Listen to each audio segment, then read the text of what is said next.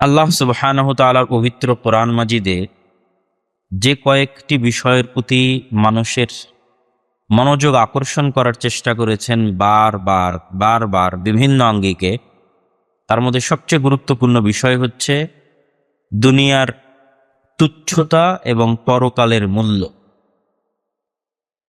দুনিয়ার জীবন গুরুত্বপূর্ণ নয়, পরকালের জীবন গুরুত্বপূর্ণ।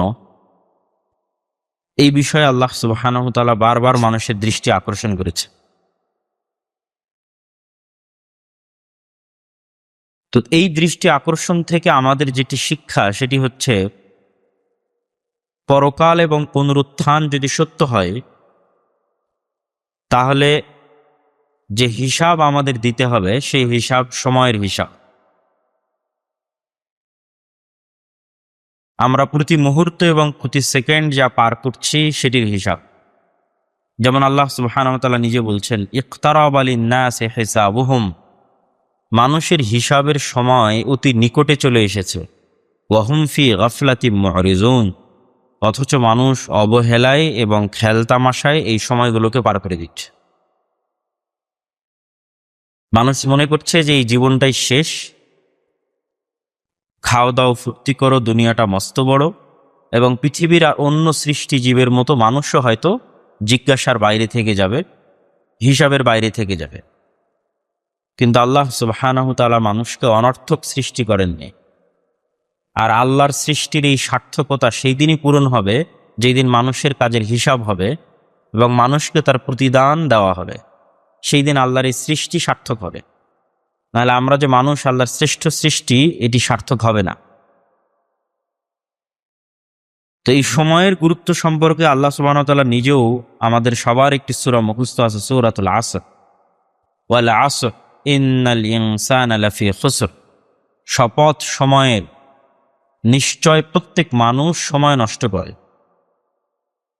আমি এই আয়াতের এই অর্থ করি, যদিও আয়াতের শাব্দিক অর্থ হচ্ছে শপথ সময়ের, নিশ্চয় প্রত্যেক মানুষ ক্ষতির মধ্যে নিমজ্জিত। আর আমি কি বললাম? শপথ সময়ের, নিশ্চয় সকল মানুষ সময়ের বিষয়ে ক্ষতির মধ্যে নিমজ্জিত, মানে সময় নষ্ট করতেছে। ইল্লাল্লাযীনা আমানু ওয়া আমিলুস সালিহাত, সময় কাদের নষ্ট হচ্ছে না? যারা ঈমান আনয়ন করেছে, সৎ কাজে সময়কে কাজে লাগাচ্ছে। ওয়া তাওয়াসাউ বিল হাক্কি ওয়া তাওয়াসাউ বিস সবর, পরস্পরকে সত্যের আদেশ দিচ্ছে এবং ধৈর্যের আদেশ দিচ্ছে, তাদের সময় নষ্ট হচ্ছে। একই কথা রাসূলুল্লাহ সাল্লাল্লাহু আলাইহি ওয়াসাল্লাম হাদিসে বলেছেন যে আদ-দুনিয়া ওয়া মা ফিহা কুল্লুহা মালউনা, দুনিয়া এবং দুনিয়ার মধ্যে যা কিছু আছে সবই অভিশপ্ত। অতটুকু অভিশাপের বাইরে তথা অতটুকু সময় কাউন্ট হবে, গণা হবে যতটুকু আল্লাহর জন্য। তার মানে কি আপনার ব্যবসা বাণিজ্য এগুলোও অভিশপ্ত? না, শুধু নিয়ত ঠিক থাকলে ওগুলোও কাউন্ট হবে। আপনার স্ত্রী, পুত্র, সন্তান, সন্ততির সাথে কাটানোর সময়, ব্যবসা বাণিজ্য, ক্যারিয়ার, চাকরি ক্ষেত্রে কাটানোর সময়, এমনকি ঘুমানোর সময়, সব সময় কাউন্ট হবে, গণনার মধ্যে আসবে, কার্যকর হবে, অ্যাক্টিভ থাকবে, যদি সেগুলোর নিয়ত বিশুদ্ধ থাকে, কাজ সৎ থাকে। নাহলে দেখা যাবে জীবন পার করেছি 60 বছর, কিন্তু কিয়ামতের মাঠে দেখা যাচ্ছে যে আমার জীবন মাত্র 1 ঘন্টা অথবা 10 মিনিট। কেননা ওই একটা ঘন্টাই আসলে আমি আল্লাহর জন্য ব্যয় করেছিলাম। তো এই জন্য সময় খুবই ভয়ঙ্কর। এই জন্য ইসলামে প্রত্যেকটা আমল এবং প্রত্যেকটা ইবাদত সময়ের সাথে সূক্ষ্ম থেকে সূক্ষ্মভাবে কানেক্টেড। আর কোনো দিন, আর কোনো ধর্ম, আর কোনো রিলিজিয়ান পৃথিবীতে এতটা টাইম কানেক্টেড, টাইম ওরিয়েন্টেড নয়, সময় কেন্দ্রিক নয়। সাহারি, ইফতারি একদম ঘড়ি ঘন্টা ধরে এক্সাক্ট টাইমে হতে হবে। 5 ওয়াক্ত সালাত ঘড়ি ঘন্টা মিনিট সেকেন্ড ধরে একদম এক্সাক্ট টাইমে হতে হবে। আমরা রমজানের কথা বলি, আর যত আমাদের ঈদের সালাত বলি, যা আছে সবকিছু টাইম কানেক্টেড এবং টাইম ওরিয়েন্টেড। তথা আমরা যদি সময়কে একটা একমুখী সরল পথ হিসেবে কল্পনা করি, যে সময় একটা একমুখী সরল পথ, তাহলে ওই সময়ের মধ্যে মূলত আমরা ইবাদতগুলোকে ঢুকাচ্ছি। ওই সময়টাই মূলত আমার লাইফ। সময় পার হচ্ছে, ওর মধ্যে আমরা আমাদের কথা, কাজ, আমাদের ইবাদত, আমল, আখলাক সব ঢুকাচ্ছে। আর যখন ঢুকাচ্ছি না তখন ওই সময় তো পার হয়ে গেছে, ওই সময় তো সেভ অবস্থায় আছে। ফলত ওই সময় আর তো আমি কিছু ঢুকাতে পারলাম না। যে সময় সালাত ঢুকানোর কথা ছিল ওই সময় তো আর কিছু ঢুকলো না, ফাঁকা চলে গেল, কিন্তু সময় তো অক্ষত। তো আল্লাহ সুবহানাহু ওয়া তাআলা পবিত্র কোরআন মাজিদের বিভিন্ন আয়াতে মানুষ দুনিয়ায় খেলতামাশায় মত্ত থাকবে এবং শয়তান মানুষকে খেলতামাশায় মত্ত রাখবে, এটির দিকেও ইঙ্গিত করেছে। মানুষের সময় নষ্ট করাবে, এটার দিকেও ইঙ্গিত করেছেন। যেমন আল্লাহ সুবহানাহু ওয়া তাআলা বলেন, ফাখালাফা মিন বা'দিহিম খালফুন। সূরা মারিয়ামে যেখানে আল্লাহ এই আয়াত বলছেন, এই আয়াতের পূর্বে অসংখ্য নবীর ধারাবাহিক সংক্ষিপ্ত জীবনী আছে।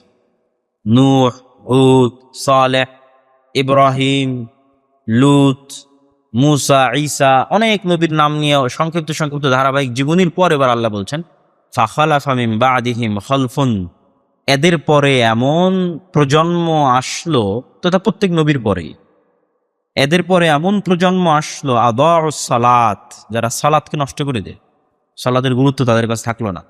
ওয়াত্তাবাউশ শাহওয়াত, এবং নিজের মনের প্রবৃত্তির অনুসরণ করলো, আল্লাহর কথা শুনলো না। ফাসাউফা ইয়ালকাউনা গাইয়্যা, এরা ধ্বংস হয়ে যাবে, আযাব প্রাপ্ত, গজব প্রাপ্ত হবে। তো অতীতের উম্মতেরা যেমন আযাব এবং গজব প্রাপ্ত হয়েছে, এই উম্মত আযাব এবং গজব প্রাপ্ত হবে। আমরাও এই কাতারে আসবো, কারণ আমরা মুহাম্মদ সাল্লাল্লাহু আলাইহি ওয়াসাল্লামের পরে আসছি। তো মুহাম্মদ সাল্লাল্লাহু আলাইহি ওয়াসাল্লাম এবং তার সাহাবীরা সালাতের গুরুত্ব দিয়েছে, শাহওয়াতের অনুসরণ করেনি। কিন্তু আমরা যারা পরবর্তীতে অনুসরণ করতেছি 1400 বছর পর, আমাদের কাছে সালাত অবহেলিত এবং আমাদের মনের প্রবৃত্তি প্রাধান্যপ্রাপ্ত। তাহলে অতীতে চলে যাওয়া জাতির মতো তো আমরা গজব প্রাপ্ত হওয়ার হকদার। সেই গজব কোথায়? তো উম্মতে মুহাম্মাদির গজব মূলত বিধর্মীদের উম্মতে মুহাম্মাদির উপর চাপিয়ে দেওয়া। আল্লাহ আমাদের উপর শাসন করার দায়িত্ব দিবেন বিধর্মীদের। এটা হলো উম্মতে মুহাম্মাদির উপর গজবের ধরন। অথবা মুসলমান পরস্পর গৃহযুদ্ধ। আল্লাহ সুবহানাহু ওয়া তাআলা প্রায় নবীর সময়ে গজবের স্টাইল চেঞ্জ করেছে। সুতরাং গজব সবসময় একই স্টাইলে আসবে, এটা সাধারণত দেখা যায়নি। নূহ আলাইহিস সালাতু ওয়াস সালামকে বন্যায়, তো লূত আলাইহিস সালাতু ওয়াস সালামকে তো বন্যায় নয়। পরবর্তীতে আর কোনো নবীর ক্ষেত্রে বন্যা আসেনি, মানে গজবের ফরম্যাটে বন্যা আসেনি। লূত আলাইহিস সালাতু ওয়াস সালামকে শহর উল্টিয়ে দেওয়া হয়েছে। পরবর্তী আর কোন নবীর গজবের ক্ষেত্রে এই ফরম্যাট আসে। হুদ আলাইহিস সালাতু ওয়াস সালামের কওমকে বিকট আওয়াজ, সালেহ আলাইহিস সালাতু ওয়াস সালামের কওমকে ঝড়ো বাতাস, তথা কোন এক নবীর ক্ষেত্রে ঝড়ো বাতাস, কোন এক নবীর ক্ষেত্রে বিকট আওয়াজ। আবার যখন আসহাবুল ফিল আসতো তখন উপর থেকে পাখি দিয়ে পাথর। তাহলে উম্মতে মুহাম্মাদির ক্ষেত্রে কি? উম্মতে মুহাম্মাদির ক্ষেত্রে কি ভূমিকম্প হয়ে মাটির নিচে ধসে যাবে, বন্যা হয়ে ডুবে যাবে? না। উম্মতে মুহাম্মাদির ক্ষেত্রে আযাবের ফরম্যাট হচ্ছে বিধর্মীরা আপনাকে শাসন করবে, অথবা আমরা নিজেরা গৃহযুদ্ধ করে পরস্পরকে হত্যা করি। এই আযাব কেন আসবে? আদাউস সালাত, যখন সালাত অবহেলিত হবে, মনের প্রবৃত্তির অনুসরণ হবে। আল্লাহ সুবহানাহু ওয়া তাআলা আরেক আয়াতে বলেন, ওমিনান নাসি মান ইয়াশতারি লাহওয়াল হাদিস লিউদিল্লা আন সাবিলিল্লাহ। মানুষদের মধ্যে একদল মানুষ আছে যারা লাহওয়াল হাদিস কিনে। লাহওয়াল হাদিসের ব্যাখ্যায় ইবনে কাসির রাহিমাহুল্লাহ বলছেন, প্রত্যেক যে কাজ মানুষকে আল্লাহর স্মরণ থেকে দূরে রাখে তার সবই লাহওয়াল হাদিস। মোবাইলের গেম থেকে শুরু করে, ফেসবুক স্ক্রলিং থেকে শুরু করে, মুভি সিরিজ থেকে শুরু করে, খেলা দেখা থেকে শুরু করে, যে কোনো কিছু যা মানুষকে আল্লাহর স্মরণ থেকে গাফেল করে দেয় তা লাহওয়াল হাদিস। ওমিনান নাসি মান ইয়াশতারি লাহওয়াল হাদিস লিউদিল্লা আন সাবিলিল্লাহ। যারা লাহওয়াল হাদিসে ব্যস্ত হয়ে যায়, বা স্বাভাবিক বাংলা বললে অপ্রয়োজনীয় কথা ও কাজে ব্যস্ত হয়ে যায়। মিন হুসনি ইসলামিল মারই তারকু মা লা ইয়ানিহি। একজন মুসলমানের সবচেয়ে ভালো গুণ কি? যা অপ্রয়োজনীয় তা পরিত্যাগ করে দিবেন। কথা অপ্রয়োজনীয় বাদ বলবে না, গীবত, তোহমত, অপবাদ, আড্ডা, কমেন্ট, ফেসবুক অপ্রয়োজনীয় বাদ দিয়ে দিবে। যেটা শোনা অপ্রয়োজনীয় সেটা বাদ দিয়ে দিবে, যেটা দেখা অপ্রয়োজনীয় সেটা বাদ দিয়ে দিচ্ছে। পুরো জীবন হবে কি কেন্দ্রিক? পরকাল কেন্দ্রিক, যেটা সবচেয়ে গুরুত্বপূর্ণ। খায়রুন ওয়া আবকা, সর্বশ্রেষ্ঠ এবং চিরস্থায়ী। ওই জীবন তৈরিতে ফোকাস থাকবে, যে আমার পরকালীন জীবন আমি বিল্ড আপ করতেছি, তৈরি করতেছি। এখানে আরো একটা জিনিস আমরা এই আলোচনার সাথে সম্পৃক্ত করতে চাই, সেটি হচ্ছে মানুষ সৃষ্টির পিছনে আল্লাহর তাৎপর্য, মহত্ব, ইচ্ছা এবং উদ্দেশ্য। وَإِذْ قَالَ رَبُّكَ لِلْمَلَائِكَةِ إِنِّي جَاعِلٌ فِي الْأَرْضِ خَلِيفَةً قَالُوا أَتَجْعَلُ فِيهَا مَن يُفْسِدُ فِيهَا وَيَسْفِكُ الدِّمَاءَ وَنَحْنُ نُسَبِّحُ بِحَمْدِكَ وَنُقَدِّسُ لَكَ। আল্লাহ ফেরেশতাদের ডেকে বললেন, আমি পৃথিবীতে নতুন প্রতিনিধি তৈরি করতে চাই, পৃথিবীর প্রতিনিধি, পৃথিবীর দায়িত্বশীল। এতদিন পৃথিবীর প্রতিনিধি ছিল জিনেরা। তো ফেরেশতারা বললেন, আপনি পৃথিবীতে এমন দায়িত্বশীল পাঠাবেন যারা আবারও ফিতনা, ফাসাদ, রক্তপাত ঘটাবে, জিনদের মতো।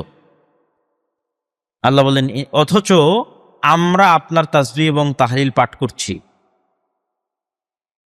তাসবিহ এবং তাহলিল পাঠ তো আমরা করছি, তাহলে নতুন সৃষ্টির কি প্রয়োজন? আল্লাহ বললেন, আমি যা জানি তোমরা তা জানো না। তো তারপরের ঘটনা আপনাদের জানা, সেই ঘটনার সামারি কি? আল্লাহ সুবহানাহু ওয়া তাআলা মানুষকে জ্ঞান দিলেন, স্বাধীন ইচ্ছা শক্তি দিলেন। এই জ্ঞান আর এই স্বাধীন ইচ্ছা শক্তির মাধ্যমে মানুষ পৃথিবীর আর অন্য সকল সৃষ্টি জীব থেকে আলাদা হয়ে গেল। এটাই মানুষকে পশু থেকে আলাদা করে। মানুষ যদি শুধু খায়, ঘুমায় এবং খেলতামাশায় মত্ত থাকে, তাহলে ওই মানুষ এবং আর একটা পশুর মধ্যে কোনো পার্থক্য নাই। একটা গরু, একটা ছাগল, একটা কুকুর এবং একটা শ্রীগালের মধ্যে কোনো পার্থক্য নাই। পার্থক্য তখনই তৈরি হবে যখন আমরা এই আল্লাহর সৃষ্টি রহস্যকে মাথায় রাখবো, যে জ্ঞান এবং স্বাধীন ইচ্ছা শক্তির মাধ্যমে মানুষ কুকুরের থেকে আলাদা, মানুষ শ্রীগালের থেকে আলাদা, গরুর থেকে আলাদা। কেন? মানুষকে জ্ঞান দেওয়া হয়েছে, স্বাধীন ইচ্ছা শক্তি দেওয়া হয়েছে। এই জ্ঞান এবং স্বাধীন ইচ্ছা শক্তিকে কাজে লাগিয়ে মানুষ সবচেয়ে নিকৃষ্ট হতে পারে, আবার এই জ্ঞান এবং স্বাধীন ইচ্ছা শক্তিকে কাজে লাগিয়ে মানুষ ফেরেশতাদের চেয়েও শ্রেষ্ঠ হতে পারে। জিনদের চাইতে, ফেরেশতাদের চাইতে, পৃথিবীর সকল সৃষ্টিজীবের চেয়ে শ্রেষ্ঠ হতে পারে, যখন সে আল্লাহ সুবহানাহু ওয়া তাআলার ওই দায়িত্বের সাথে নিজেকে অ্যালাই করে, যে আমি আসলেই আল্লাহ সুবহানাহু ওয়া তাআলা আমাকে পৃথিবীর দায়িত্ব দিয়েছে, আমি সেই দায়িত্বপ্রাপ্ত, আমার জীবনের একটা উদ্দেশ্য আছে। এবং এই দায়িত্বের সবচেয়ে বড় প্রমাণ কি? আল্লাহ সুবহানাহু ওয়া তাআলা আসমান এবং জমিন এবং তার মধ্যে যা কিছু আছে সবকিছুকে মানুষের অধীনস্থ করে দিয়েছে। সুবহানাল্লাযী সাখখারা লানা হাযা, আমাদের অধীনস্থ। আসমান বৃষ্টি বর্ষণ করে আমাদের জন্য, জমিন ফসল উৎপাদন করে আমাদের জন্য, নদী প্রবাহিত হয় আমাদের জন্য, মৌমাছি মধু সংগ্রহ করে আমাদের জন্য। আমাদের আশেপাশে যা আছে সব আমাদের সেবা এবং আমাদের খেদমতে নিয়োজিত। কেন? আমরা এই পৃথিবীর দায়িত্বশীল, পৃথিবীর দায়িত্বপ্রাপ্ত, পৃথিবীর নেতা। এই সব সৃষ্টি আমাদের কাছে আমানত। তো এই যে আল্লাহ সুবহানাহু ওয়া তাআলার মহৎ উদ্দেশ্য এবং তাৎপর্য, এইটার শত্রু হচ্ছে ইবলিস। সে চায় মানুষকে তার মৃত্যুর কথা ভুলিয়ে দিতে, পরকালের কথা ভুলিয়ে দিতে এবং আল্লাহর স্মরণ থেকে মানুষকে গাফিল করে দিতে। এবং আজকের যুগে আপনি চিন্তা করেন, আপনি ইউরোপ, আমেরিকা ঘোরেন অথবা যে কোনো বিশ্বের যে কোনো জায়গায় যান, যে ইবলিস যে সাকসেসফুলি মানুষকে রব্বুল আলামিন থেকে ডিসকানেক্ট করে দিয়েছে, পৃথিবীর প্রত্যেকটা ধর্ম আজকে ধুকে ধুকে মরতেছে ইসলাম ছাড়া। কেউ যায় না চার্চে, কয়জন যায়? কেন? শয়তান এমন সব টেকনোলজি এবং স্ট্র্যাটেজি তাদের হাতে উঠিয়ে দিয়েছে যে জীবনেও কোনোদিন না মরা পর্যন্ত মরার কথা স্মরণ হবে না। জুয়া, মদ, আড্ডা, নেশা, মোবাইল, মুভি, ইন্টারনেট, খেলা, অসংখ্য কিছু, সবসময় প্রতিনিয়ত ব্যস্ত। ফলত সে আল্লাহ সুবহানাহু ওয়া তাআলা থেকে ডিসকানেক্টেড। একটু যদি কেউ আল্লাহ সুবহানাহু ওয়া তাআলার সাথে কানেক্টেড আছে, সেটা হচ্ছে মুসলমানেরাই আছে।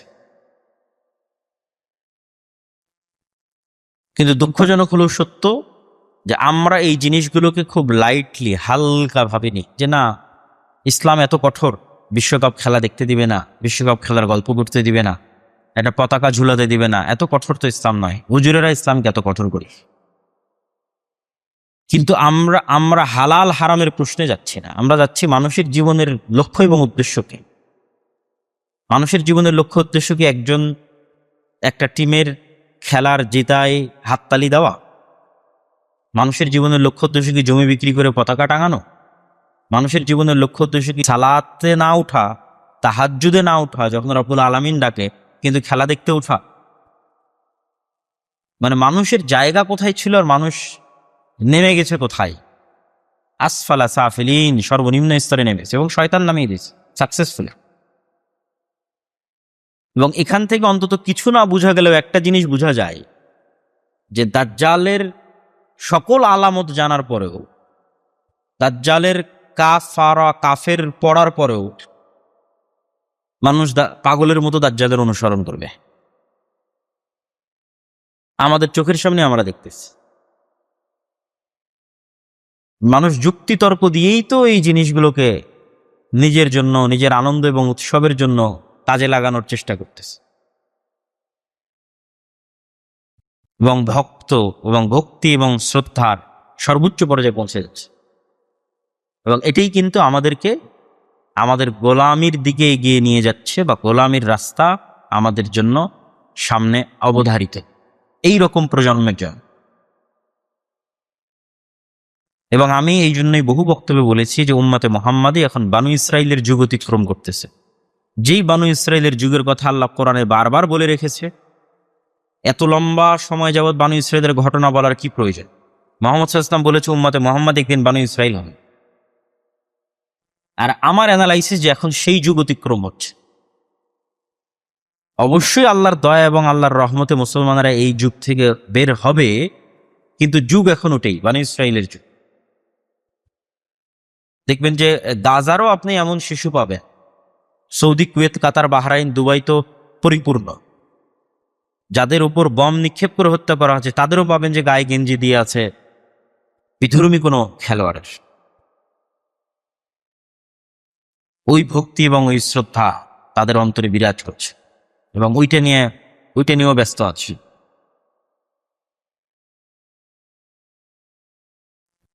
তো আমরা যতক্ষণ আমাদের জীবনের লক্ষ্য এবং উদ্দেশ্য ঠিক না করতে পারবো এবং আমাদের পরবর্তী প্রজন্মকে তাদের জীবনের লক্ষ্য এবং উদ্দেশ্য কোথায় সেটি না দেখাতে পারবো, কাজের অভাব নাই, এত কাজ, বিশেষ করে উম্মতে মুহাম্মাদির কাজের অভাব নেই। কেন আমরা মাজলুম, আমরা নির্যাতিত, আমাদের সময় নষ্ট করার সুযোগ নয়, অসংখ্য কাজ পড়ে আছে, কিছুই নাই। এই একটা বাংলাদেশের মতো যে রাষ্ট্র, এই রাষ্ট্রেরই স্বাধীনতা এবং সার্বভৌমত্বের কোনো গ্যারেন্টি নেই।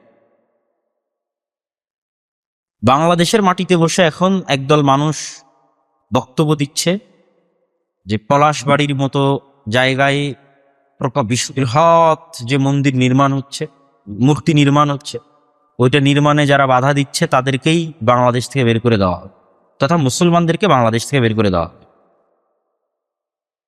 তো বাংলাদেশেরই তো স্বাধীনতা এবং সার্বভৌমত্বের কোনো গ্যারেন্টি নেই। এবং এই জিনিসগুলোকেও ছোট হিসেবে দেখার সুযোগ নাই। কেন ছোট হিসেবে দেখার সুযোগ? সবসময় বলি যে অন্য আর একটা জাতি কি করছে আর আপনি কি করছেন, এটার তুলনা। কেন সে বিজয়ী হবে না আর কেন আপনি পরাজিত হবেন না? যদিও বাঙালিদের সাথে রাম কেন্দ্রিক অথবা রাম নবমী কেন্দ্রিক যে সংস্কৃতি, এটির খুব একটা চর্চা নাই, কলকাতার হিন্দুদের মধ্যেও ছিল না। সবচেয়ে বড় করে যে পূজা উদযাপিত হয় পশ্চিমবঙ্গে সেটা হচ্ছে দুর্গা পূজা। দুর্গা, কালী, সরস্বতী, এগুলো হচ্ছে বাঙালিদের, হিন্দুদের উদযাপিত দেবদেবীর না। আর রাম, কৃষ্ণ, বিষ্ণু এগুলো হচ্ছে উত্তরপ্রদেশের, রাজস্থানের, অযোধ্যার ওই সমস্ত অঞ্চলের হিন্দুদের কালচার। দুর্গাপূজা যেইভাবে পশ্চিমবঙ্গের হিন্দুরা উদযাপিত করে, রামনবমী কিন্তু এইভাবে উদযাপিত করে না, বরং অনেক ছোট পরিসর হয়। এখন পলিটিক্যাল কারণে হচ্ছে। তো বিজেপির যে উত্থান, এই উত্থানের সাথে পলিটিসাইজ করা হয়েছে, জয় শ্রীরাম স্লোগানকে পলিটিসাইজ করা হয়েছে, রাজনীতিকরণ করা হয়েছে। এই জন্য কোনো একজন হিন্দু যখন, বাঙালি হিন্দু বিশাল করে দুর্গার মূর্তি তৈরি না করে রামের মূর্তি তৈরি করে, তখন সেটা পলিটিক্স, তখন সেটা বিজেপির সম্প্রসারণবাদী চিন্তার অংশ। যখন কোনো বাঙালি হিন্দু বাংলাদেশে বসে জয় শ্রীরাম স্লোগান দেয়, তখন বাংলাদেশকে ভারতের অন্তর্ভুক্ত করার প্রজেক্টের অংশ। কিন্তু ওই একই সময় আমাদের যুবকেরা কি করতেছে? মুসলমান যুবকেরা ওই সময় খেলতামাশায় মারতে আছে। এই জায়গায় হচ্ছে আফসোস। এইভাবেই কিন্তু জাতির অধঃপতন হয় এবং জাতি তার স্বাধীনতা সার্বভৌমতা হারিয়ে ফেলে। স্পেন যেমন হারিয়ে ফেলেছে, স্পেনের মুসলমানেরা। বাগদাদ যেমন হালাকুখা চেঙ্গিস খানের হাতে ধ্বংস হয়ে গেছে, ঠিক এই সেম প্রসেসে ধ্বংস হয়, যে প্রসেসের মধ্যে দিয়ে আমরা যাচ্ছি। আমরা সকল ওই আলামত এবং ওই চিহ্নগুলো পূরণ করছি জাতি হিসেবে, প্রজন্ম হিসেবে। যেই চিহ্ন, যে আলামতগুলো পূরণগুলো একটা জাতি গোলামে পরিণত, এটা জাতির স্বাধীনতা এবং সার্বভৌমত্ব থাকে। এবং এখানে এই পয়েন্টে আমাদের আরো একটা বিষয় মনে রাখতে হবে, যে মুসলমানেরাই সবচেয়ে বেশি আন্তরিক ছিল 47-এর পূর্বে, 1905-এর পূর্বে, যে উভয় বঙ্গ এক থাক এবং ভারত বা পাকিস্তানের অন্তর্ভুক্ত না হয়ে আলাদা রাষ্ট্র হোক। কিন্তু যারা কট্টর হিন্দুত্ববাদী বাঙালি ছিল, তারাই মূলত স্বদেশ আন্দোলনের নামে, আমার সোনার বাংলা গানের নামে, এবং তাদের মতো আর যত কবি এবং সাহিত্যিক আছে, তারা উভয় বাংলাকে এক রাখতে চেয়েছে, স্বাধীন হিসেবে নয়, ভারতের অধীনস্থ হিসেবে। তখনই শেরে বাংলা একে ফজলুল হক এবং হোসেন শহীদ সোহরাওয়ার্দী, তাদের মধ্যে শত মতভেদ থাকলেও তখন তারা সিদ্ধান্ত নিল যে না, এটা হলে আমরা আগে যে ডাবল কলোনির অধীনে ছিলাম, দুইটা কলোনি, একটা কলোনি ব্রিটিশ, আবার ব্রিটিশরা সব দায় দায়িত্ব দিয়ে রেখেছিল হিন্দু জমিদার, তাহলে আমরা হচ্ছে 3 নাম্বার। আমাদের উপরে দুইটা কলোনির স্তর আছে, আমাদের উপরে আছে হিন্দু জমিদাররা, তার উপরে আছে ব্রিটিশ ইংরেজ। এই দুইটা কলোনির বিরুদ্ধে ফাইট করেছে আমাদের বাপদাদারা 190 বছর, যখন আমাদের জমি জায়গারও স্বীকৃতি ছিল। 1905 সালে কম দুঃখে এই বঙ্গের মুসলমানেরা বাংলাকে আলাদা করার জন্য আন্দোলন করেনি। তাহলে 1947 নয়, তারও আগে এই বাংলার মুসলমানেরা চিন্তা করেছিল যে না, আমরা হিন্দুদের সাথে থাকতে পারবো, হিন্দু জমিদারদের সাথে আমাদের পক্ষে থাকা সম্ভব নয়, থাকলে মাজলুম অবস্থায় থাকতে হবে। সুতরাং বাঙালি পরিচয়ের নামে, কলকাতার বাঙালি সংস্কৃতির নামে যে উভয় বাংলাকে এক করার একটা প্রবণতা, এইটা আমাদের বাপদাদাদের 190 বছর যে দুইটা কলোনির বিরুদ্ধে তারা লড়াই করেছে, হিন্দু জমিদারদের বিরুদ্ধে এবং ব্রিটিশ ইংরেজদের বিরুদ্ধে, তার বিরুদ্ধে অবস্থা। এবং এটা গভীর ষড়যন্ত্র। তো এই ষড়যন্ত্রের মোকাবেলা আপনি জ্ঞান, পড়াশোনা, যুক্তি তর্ক, সচেতনতা, এগুলো ছাড়া করতে পারবেন। আর যত সময় নষ্ট এবং অকাজে আমাদের সময় ব্যয় হবে, অকাজে আমাদের অর্থ এবং শ্রম ব্যয় হবে, তত আমরা আমাদের এই জায়গাগুলো হারিয়ে ফেলি। যে জায়গায় ইহুদিরা এগিয়ে আছে, যে জায়গায় হিন্দুরা এগিয়ে আছে পথভ্রষ্ট হওয়ার পর, সেই জায়গায় সত্য এবং সঠিক পথে থাকার পরও মুসলমানরা শুধু শয়তানের প্ররোচনায় পা দিয়ে পিছিয়ে পড়ছে। এখানে আর 2-1টা হাদিস বলে আমার এই পয়েন্টের আলোচনা শেষ করব। রাসূলুল্লাহ সাল্লাল্লাহু আলাইহি ওয়াসাল্লাম বলেন, ইগতানিম খামসান ক্বাবলা খামসিন, 5টা জিনিসের পূর্বে 5টা জিনিসকে মূল্যায়ন কর। শাবাবাকা ক্বাবলা হারামিক, বয়োবৃদ্ধ হওয়ার পূর্বে যৌবনকালকে মূল্যায়ন কর। সিহহাতাকা ক্বাবলা সাকামিক, অসুস্থ হওয়ার পূর্বে সুস্থতাকে মূল্যায়ন কর। ওয়া গিনাকা ক্বাবলা ফাকরিক, আর হাতে যখন টাকা আছে তখন সেই টাকাকে মূল্যায়ন কর দরিদ্র হওয়ার পূর্বে। ওয়া ফারাগাকা ক্বাবলা শুগলিক, আর ব্যস্ত হওয়ার পূর্বে হাতে যে ফাঁকা সময় আছে, অবসর সময় আছে, এটাকে মূল্যায়ন কর। ওয়া হায়াতাকা ক্বাবলা মাউতিক, আর মৃত্যু আসার পূর্বে জীবনকে মূল্যায়ন কর। তথা এই সব জিনিসগুলো আমাদের সময়ের গুরুত্ব তুলে ধরে এবং আমাদের যৌবনকালের গুরুত্ব তুলে ধরে। রাসূল সাল্লাল্লাহু আলাইহি সাল্লাম বলেন, লা তাজুলু কাদামা আবদিন ইয়াউমাল কিয়ামা হাত্তা ইউসালা আন উমরি ফিমা আফনা।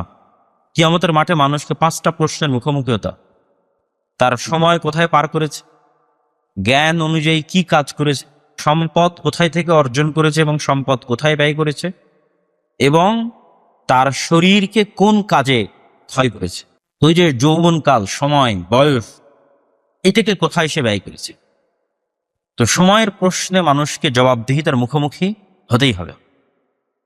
এই জন্য আমরা উদাত্ত আহ্বান জানাই যে আমরা যেন আল্লাহর মহৎ সৃষ্টির যে উদ্দেশ্য, পৃথিবীর প্রতিনিধিত্ব করার যে দায়িত্ব এবং উম্মতে মুহাম্মাদী হিসেবে মানুষকে জান্নাতের পথে নিয়ে যাওয়ার যে দায়িত্ব, এইটা সম্পর্কে সচেতন হই এবং আমাদের আশেপাশে মানুষ যে সময় নষ্ট করতেছে, কাজ নাই, চায়ের স্টলে, অফিসে, আদালতে, ফেসবুকে খেলা দেখায়, তাদেরকে এবং নিজেরাও হেদায়েত হওয়া এবং তাদেরকেও হেদায়েত করার চেষ্টা করা। তারা সময়গুলোকে কাজে লাগা, জ্ঞান অর্জন করুক, পড়াশোনা করুক। অন্য আর কোনো বিশ্ববিদ্যালয়ে আপনি এই দৃশ্য দেখতে পাবেন না, বিশ্বের উন্নত বিশ্ববিদ্যালয়ে যে উন্মাদনা আপনি বাংলাদেশে ঢাকা বিশ্ববিদ্যালয়ে দেখতে পাবেন।